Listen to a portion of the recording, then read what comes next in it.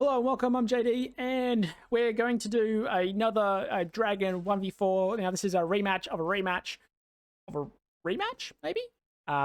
We're last two were on Pillars. This is on Honeycomb. Honeycomb is going to be a lot more open.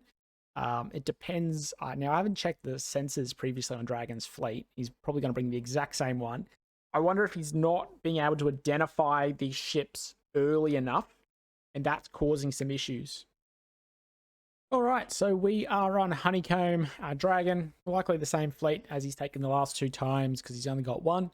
On the Alliance, Team 2 being the OSP, who has been last in the last two games, been bringing rockets, or a fair amount of rockets.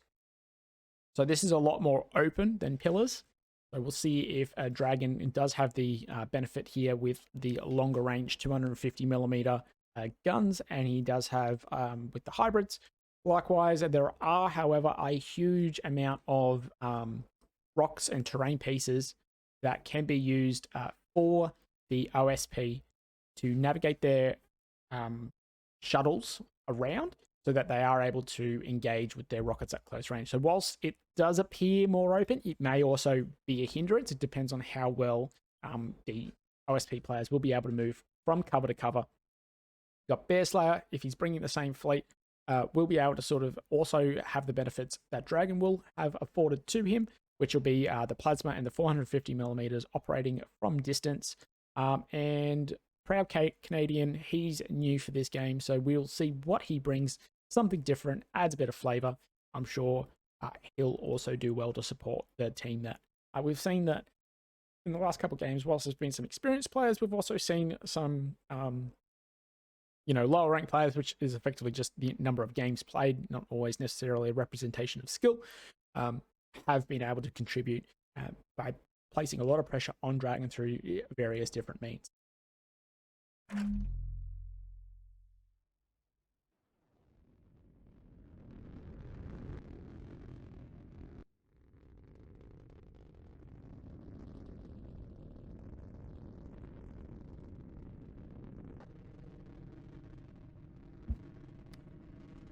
That's Battleship. Oh no, that's an Ocello. I thought for a minute there we were getting a Ocello. Sorry, we're getting a Battleship gameplay. All right, just real quickly, if you're tuning in for the first time, you haven't watched the other two games, a Dragon, two heavy cruisers. He's got missiles. He has beams underneath. He's got three light cruisers. They're using a mixture of radar and whiplash drives for the ability to maneuver. And then he's got 250mm guns on the Mark 64s from all of those. Each of them will be primarily focused on the Clippers or smaller ships, which we don't have, which we've seen a bit of a change up here. So each of the 250mm on the smaller ships, otherwise they've got HE and AP. Let me just check that. Yep. And then we've got the 4 frigates, each of them with a bullseye, VLS 46, and the 2 jammers apiece, so that he'll be able to provide either mass jamming or alternated jammers to keep that uptime up, and then locks to provide 4 different locks across all these other ships. You can also see that the heavy cruisers have bullseyes as well, but we've got foregone that on the light cruisers. I wonder if he's got a parallax or something in here. Yeah, he does. So everything should be able to provide locks. Over on the Bearslayer, we've seen him bringing a fairly strong fleet that we've seen in the other two games. The Ocello with the 360 radar and comms jamming, the 450mm guns with supported by 2 plasma monitors and a small clipper, which is absolutely essential if you've sort of heard me going about the last few games to get into points early to cap. Cuban Bowl playing something different now. He has a 450mm Ocello as well. He does have 1, 2, 3, 4 shuttles with a mix of Pavis and Bastion point defense running to support the Spark Olden. And then he's also got a detection, by the looks of it, a Blackjack Dazzler, R18. Okay, so this is really just a point defense tug. Proud Canadian, container missile launchers. Not a huge I'm wondering what's going on here. So he's put casemates on the middle and then containers on the side. So he must be using a fairly expensive containers, because generally you just see container players just take all containers. And Hopeful Crusader bringing what is effectively MLS. Okay, so he's going into a MLS 2 build here with all missiles. Chaff bad. Opening moves, you got the Cuban Bowl sending some clippers up to point C. Once he's taken point C, if he broke off to point A, that would be a good lead for him. He's also taken point B, which is the closest on his side. A slower frigate moving into point A will give the OSP an initial lead, and you can see that there was a frigate, I think, moving down to point D. No. Now, Dragon has, in the last 2 games, been very aggressive with his pushing. In this game, he's making use of interlocking arcs of fire from the 250 millimeters on the top, being able to pop out from the right-hand side here, and then you got the Kronos at the back. Early missiles are being fired from the I'm not sure how to pronounce that. Looks like they're going up towards the Clippers, and I think that would be a great option to be able to take out it before it can do too much. You see that 250 millimeters from the Poseidon are degrading some of its capabilities, has knocked out that point defense on the top, and with the weaves from the Bloodhounds there, Lightning McQueen has fallen and will need to go back to the shop. Clippers up the top, going to successfully make it into point C. I would not be surprised if Dragon threw some missiles up here just to take them out. With waypointing, should be able to get them in nice and close. They only do have 1 point defense option each. Initial shots being fired from Bear. Can't see where they were going. Oh, sorry, Bear's up here. Looks like he was aiming at the frigate on Hera. Maybe potentially re-angling now here to see what else he can hit, but nothing at the moment.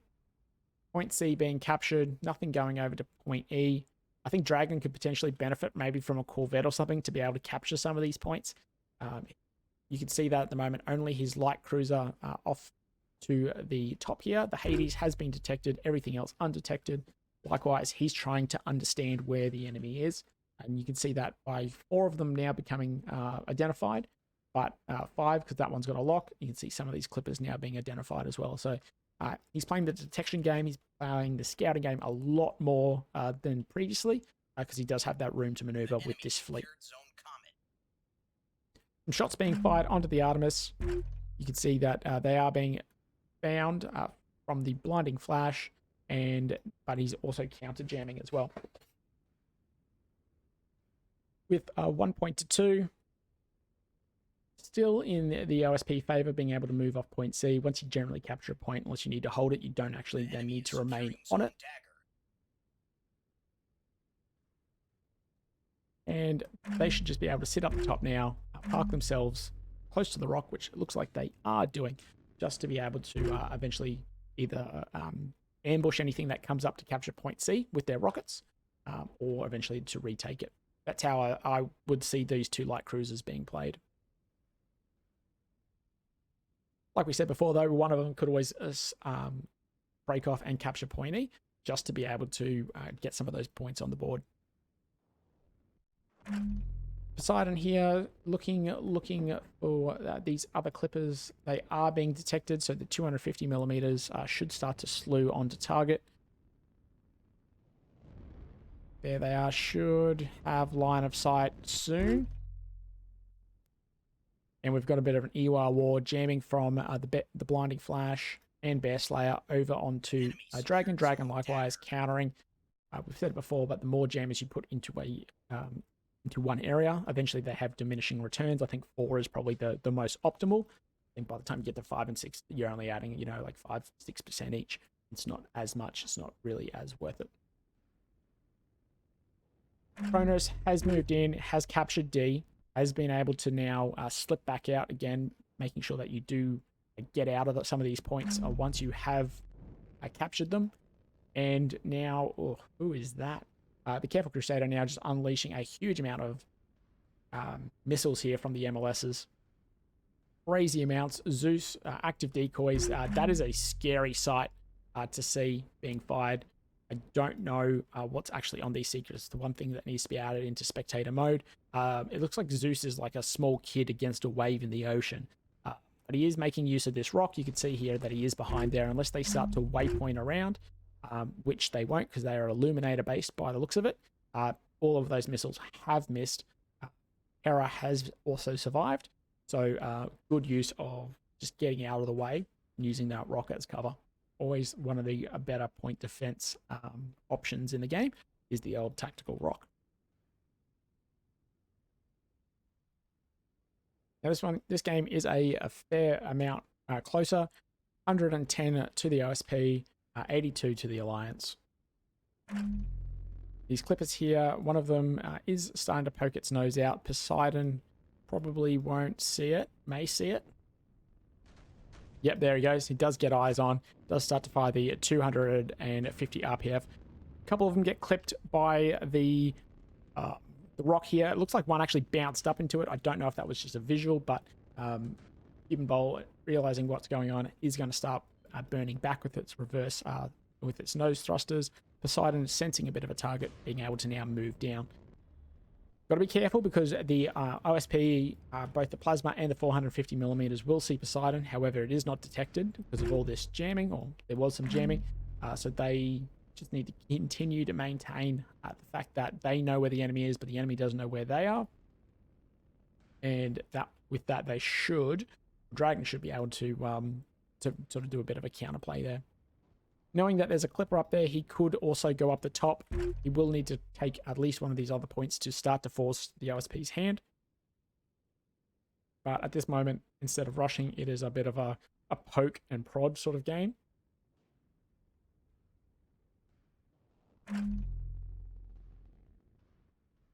Just finding out where the enemy is so that you can then actually take an effect. Like the LRT radar there, trying to find out where that is. Arrow looks like it has been detected.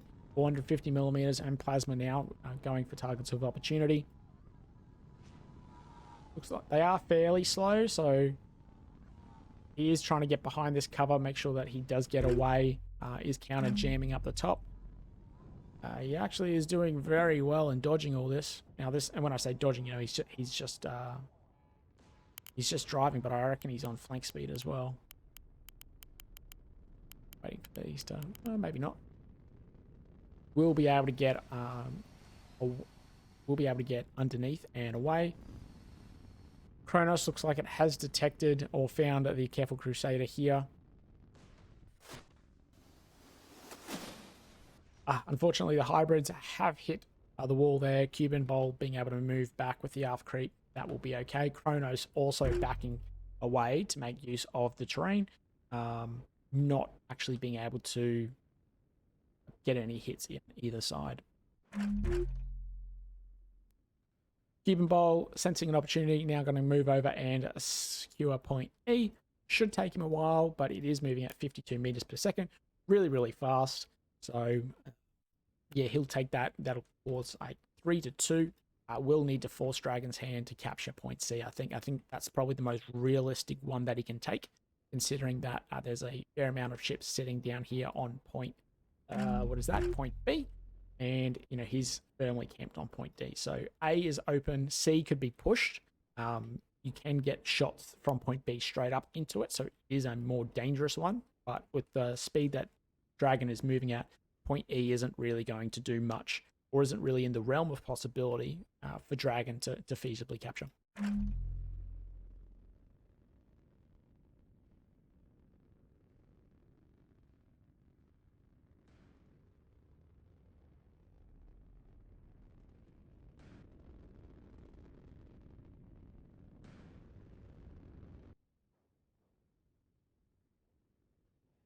Alrighty, Poseidon now moving up. I think Dragon is probably the one that needs to be doing the pushing here. I think the OSP has sort of camped on where it needs to be. It might be worthwhile starting to either drift right or actually be able to push some of these with the fact that they've got a lead. They don't have to do too much, which can make for a bit of a boring game. But at the same time, you know, we are strategically playing here, or should be strategically playing here. And the Poseidon, if it comes up over the top, should be able to then move into point C without too much issues. See that heading has been set so that he does maintain the approaches of where he needs to fire once he pops over, and he should be able to quickly get on top of the Dookie Dry, which is stationary at this point. 250mm RPF should destroy that.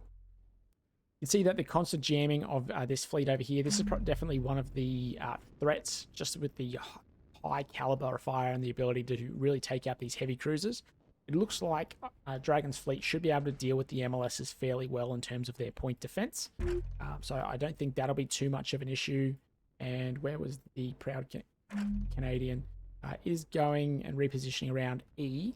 I don't think, depending on, I think he's used all his missiles. Yeah, oh no, he's still got 40 missiles, so no containers yet.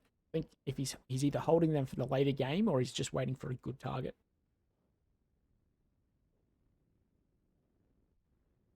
The enemy is securing zone eclipse. So E being taken, or starting to be taken by the OSP. Dookie Dry not detected. Poseidon also not detected. See that he is starting to slew into point C. If he does get to a certain point, I'd call it about here, they will see each other. Now, the Dookie Dry just needs to turn his R18 around. It should be able to swivel in position in its mount, be able to engage the Poseidon. Poseidon, with its heading set, is probably being able to find the fact that it will be able to move into here and start engaging. I think the fact that there's not a lot going on is giving Dragon the ability to really pay attention to the Poseidon. Be interesting to see his gameplay thoughts and feedback on this, but I think he'll be able to get the initial strike onto the Dookie Dry.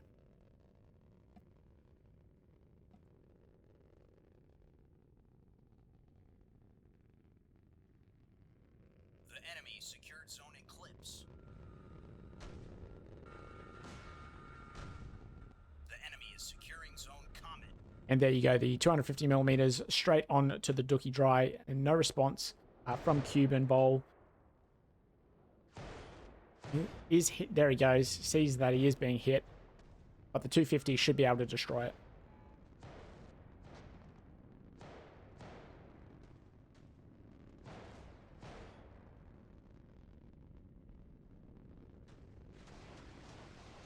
Rockets being fired. Looks like Poseidon is going to be able to deal with most of them. A couple of them hitting. I think he should be able to... Oh, absolutely getting hit in the center. Dookie Dry doesn't have any rockets left. No. Okay, so he's just lost the R18 on the top. Was it an R18? R18 on the top and the bottom. They're both of them down. The container ship.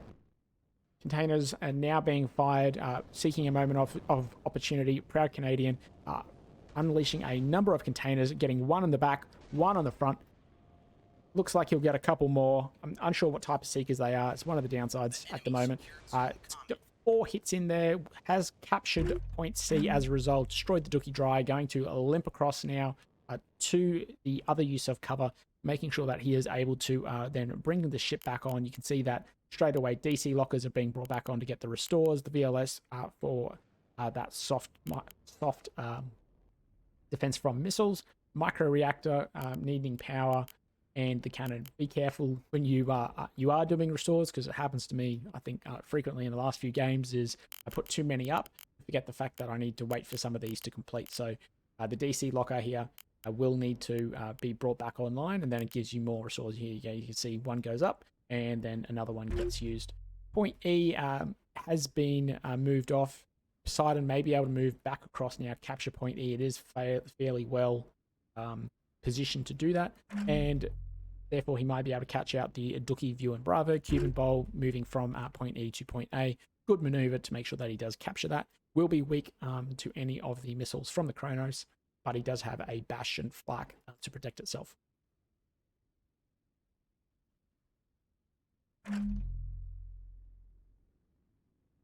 Heavy cruiser here. The Ray has been identified, has been spotted by the Bear Slayer. Bear Slayer putting a lot of pressure on Dragon, has been maneuvering around. Now, here's the main combat capability that I would say in terms of direct fire and armor. The rest of the team from the OSP is either rockets or missiles, which over time, yes, they will be able to get through the point defense of Dragon. However, if he is able to use terrain well, detection well, and position his ships to mutually support each other, they may eventually just be able to absorb all of that point defense through the point defense options and the chaff.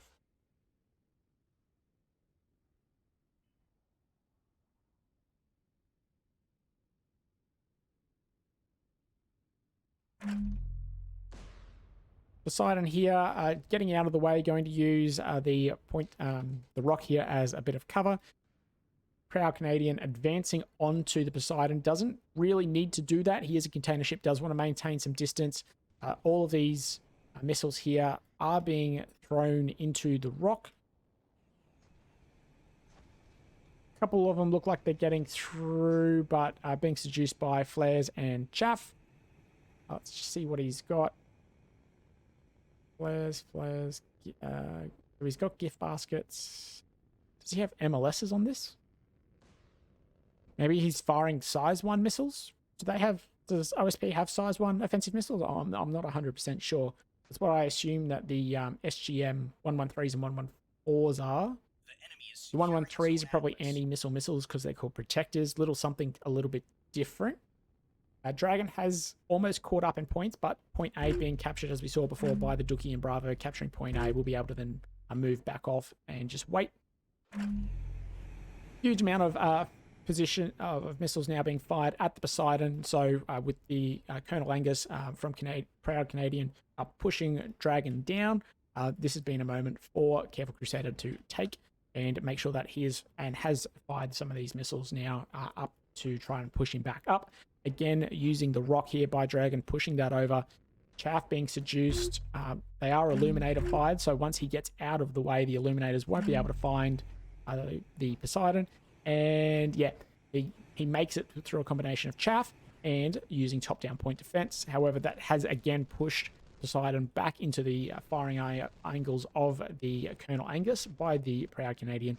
And this is a mixture of containers as well as just SGMs, a fuel reactor leak hitting on the front of the light cruiser here. A lot of them missing, but just enough hitting to do damage. And I think this could probably be the death of Poseidon. It has done very well with what it needed to do, which was capture point C and force the hand, because now point A has been... so like we were talking about, Kronos likely fired some missiles here, took out the Dookie and Bravo, which is going to return point A back to Dragon and to the Alliance. So Dragon finally taking the lead out of the first time in 3 games. Life pods ejecting there. I don't know what you really do now with Poseidon. It has the ability to come back online. Its power is down. It does have a fuel line leak, which is that little fire. Let me zoom in. That there, if you don't always see it, you can see that each of the damage components has their various own signatures. A fuel line leak is shown as flames. You can see that the radar is off, and you can see that each of these turrets here have also been disabled through the fire and smoke.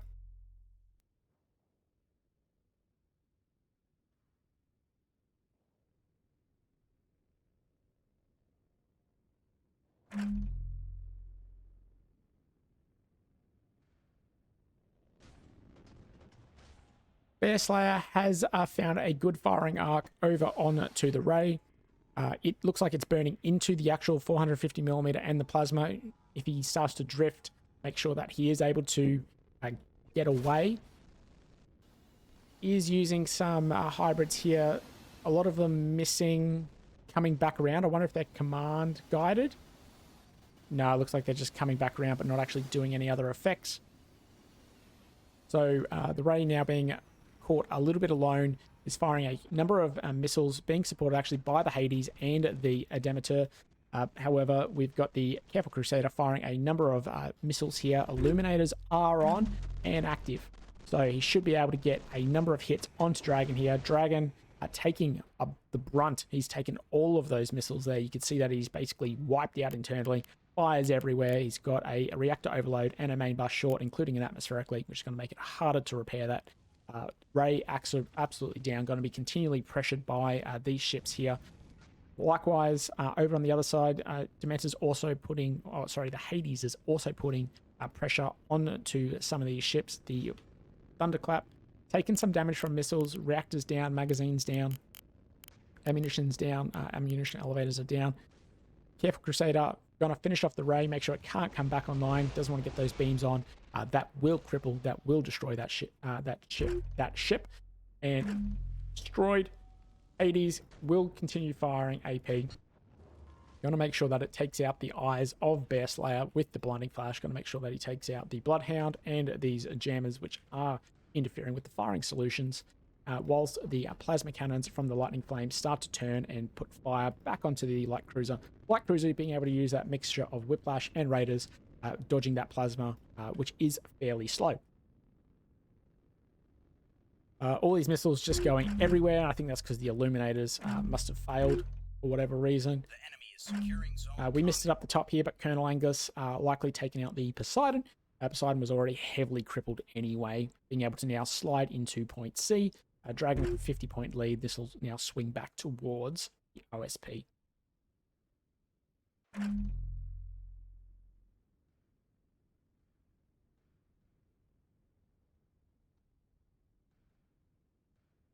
Combat capability on Dragon starting to be diminished. He's only got one heavy cruiser here, which looks like he's been able to dodge most of these illuminated missiles from the Careful Crusader. Still got two light cruisers around. This one should be able to back away using the rock here, staying away from the Illuminators and the missiles of Pope.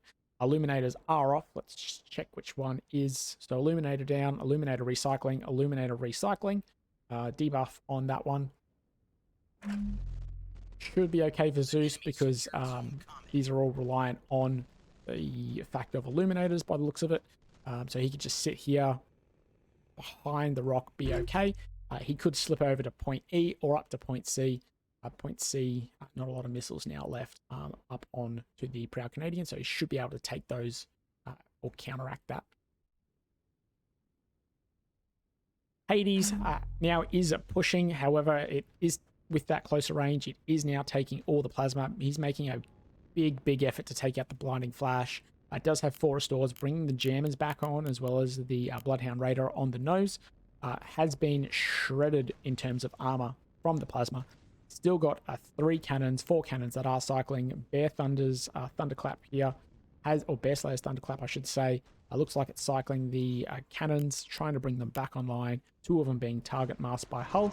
He's just trying to get behind and away. They don't have the best ability to turn. If Hades can switch to the lightning flame, probably a good idea, as it looks like most of the ship here has been taken out. There he goes, switching. I think he's firing HE. As long as he can keep dodging around, he should be okay, but as his ship does become damaged and his thrusters go out, it's going to make it fairly hard, and we can see that with the thrusters on the nose, he's not going to have the ability to burn backwards. He's firing HE, so should be able to get some shots on that, but the 450s now back into, are no longer masked by the hull, so he's able to put some shots back into the Hades, particularly into the rear, where the rear thrusters and the power and the drives are, so a dangerous position for the Hades here. Pope is out of missiles by the looks of it. Let's just check. So he's lost all of his missiles. Careful Crusader, apart from being tanky now, isn't really going to be able to provide too much combat capability. Cuban Bowl does have an Ocello down here. Now, we haven't really seen this one being played too much. Has lost 2 Clippers, shuttles. So he's just got the 1 Ocello here. Should be able to dodge around from the Zeus if he can keep on moving.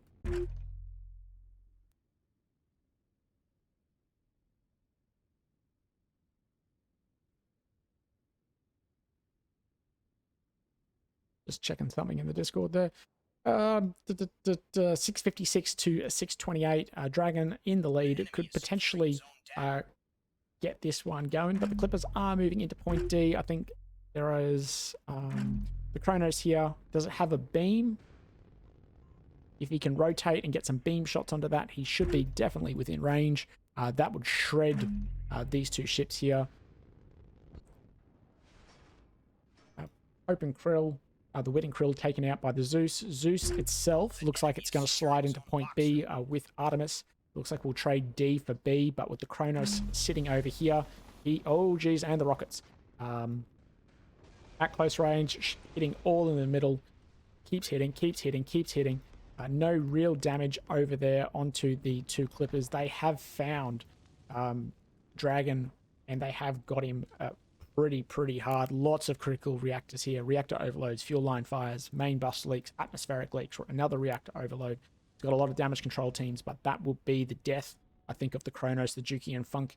However, is getting away. If he can get at least either one missile or beam back onto target, he will be able to save point D.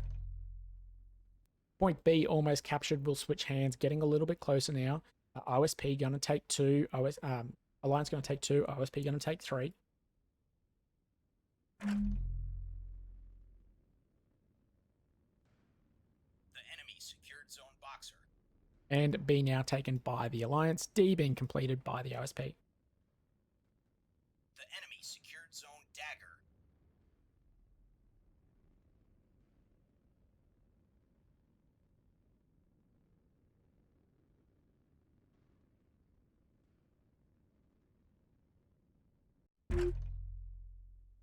706 to 698. This game is going a little bit longer than the other ones. Lots of jamming. You can see that the radar and the comms bubbles around both of the SLOs. That seems to be a bit of a the way to run an SLO at the moment, which is fair because it is a really good way to do it. Hades has been caught out by the mix of 450s and the mix of plasma. Blinding Flash looks like it has been severely crippled. Dragon over here. This ship, I think, is effectively dead. There's a lot of reactors. It will blow. There's no restores left on it. That ship is dead. Team Motor from Cuban Bowl. Great play by him. He lost one ship, but traded for one that was significantly better. And the scores are tied. The Apollo moving over to point E. I don't think that will really be able to change the game too much. I think you've got to get the Alliance now up onto point C and to hold these other ones. But with the fact that you've got 2 SLOs, the plasmas, I think it's going to go in the favor of the OSP in this game.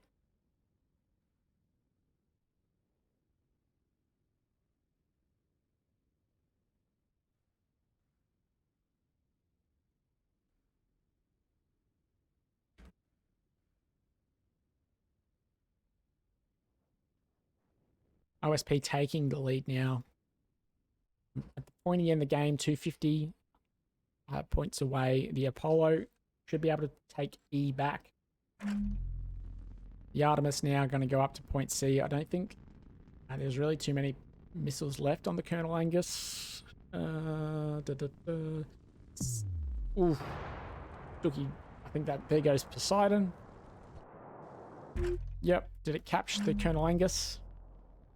Just a little bit under the bottom. Yeah, he's got some HEAP in terms for the casemates, so should be able to easily contest this point against any of the frigates. Apollo being captured, capturing point E, is going to do wonders for OSP for the Alliance's game.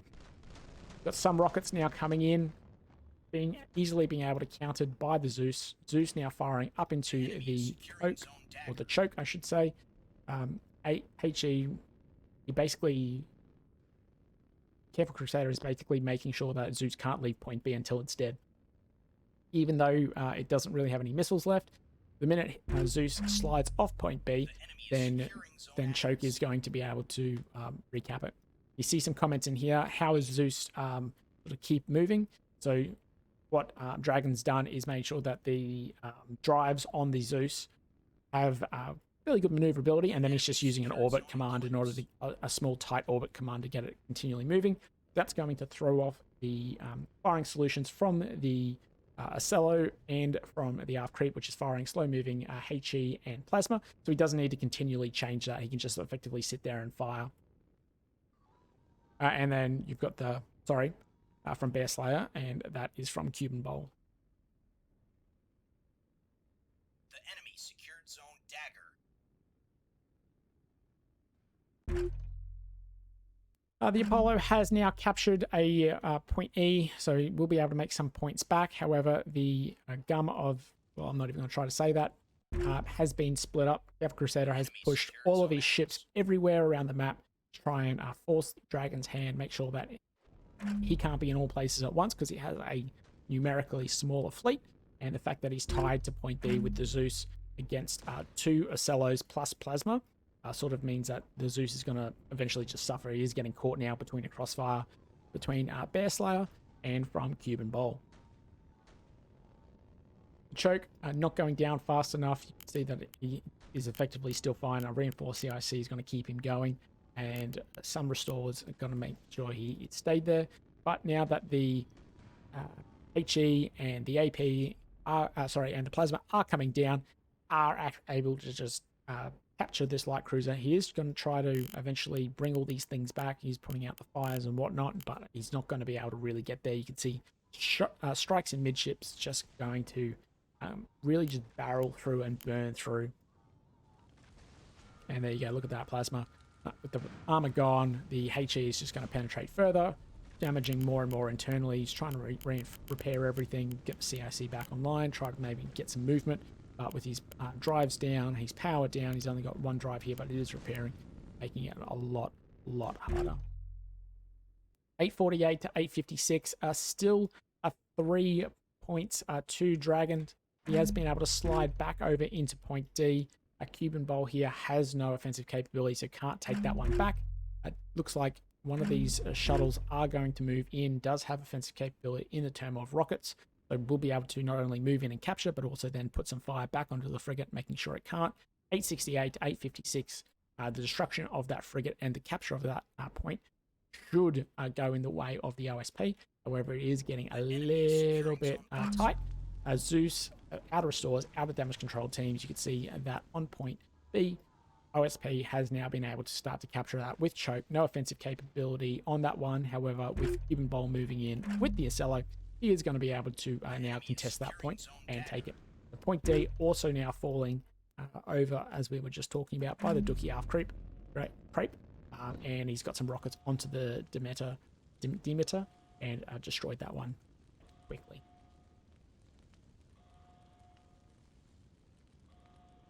Dragon, 100 points shy, just not enough offensive capability on this fleet to be able to deal with the tanky nature of the monitors, the Ocellos, and just the fact that he's got faster ships in terms of the Clippers. We said at the beginning, maybe you should look at a Corvette. I think if he had a Corvette over on point E, he would have been able to get those early points on point E. And I think because he didn't, it just let everyone else capture those points. So ultimately, it's an objective-based game, not an annihilation game mode. So you do need to focus onto the points. I think his detection game for Dragon was a lot better, being able to stand off a little bit more. Probably didn't need to charge with the Hades over into this point here. I think he potentially threw away that light cruiser. However, you saw that the interplay between Proud Canadian and Cuban Bowl on pushing the Poseidon, good initial push by it to take out the point C, and then it just missiles being eventually wearing it down, not getting through that point defense layer, not being able to operate with anything in its pair or in a pair, as it effectively just caught the Poseidon out there.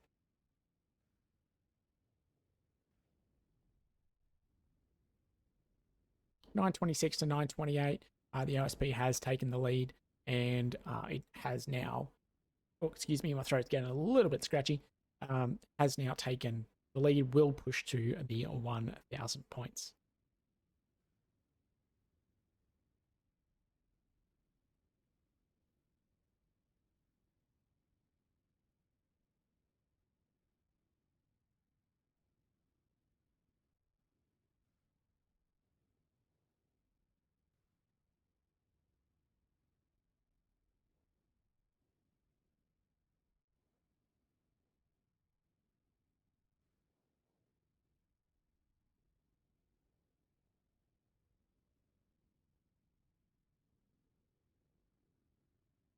All right, so all Dragon has left now, 2 frigates. We're just running out the clock. Should be another 30, 40 seconds, and that'll be enough. Ultimately, Bear Slayer ended up okay. Most of his damage control teams still in play. Still a couple of repairs. He did get a little bit pushed over on the right hand side, but he managed that very, very well. Pope likewise, and Cuban just all over the map with his clippers. Definitely important to have those smaller, faster ships. And Proud Canadian, I thought it was a weird build. I didn't really see the 450 millimeters do much, but at the end of the day, it contributed to the team. He did push Poseidon as well, and contributed to the destruction there. So I think that's all that you really need to know about that. I think it was one of those ones. I think Dragon will go back to the drawing board. I don't think he's played a lot of 1v4s versus the OSP, so I think maybe going back and tweaking that really to deal with a lot of rockets and missiles is probably very, very important to see how he would then approach another 1v4 in the future. All right, well, I hope you enjoyed this as something different, and thanks for watching and take care.